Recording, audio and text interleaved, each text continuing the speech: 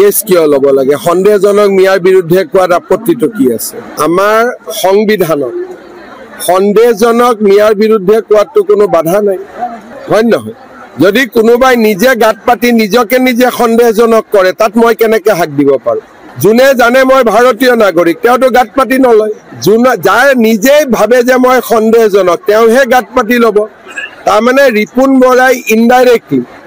অসমৰ মিয়াসকলক সন্দেহজনক বুলি কৈছে মইতো কোৱা নাই মই মিয়াক সন্দেহজনক মিয়াৰ বিৰুদ্ধেহে কৈছোঁ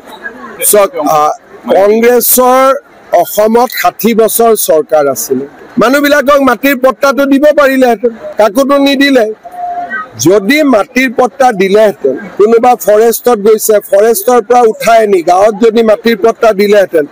আজিতো এভিকশ্যনো নহ'লহেঁতেন এইটোতো সঁচা কথা কংগ্ৰেছক তেওঁলোকে ভোট দিছে কংগ্ৰেছে তেওঁলোকৰ কাম কৰা নাই গতিকে তেওঁলোকে কংগ্ৰেছক নিশ্চয় প্ৰশ্ন সুধিব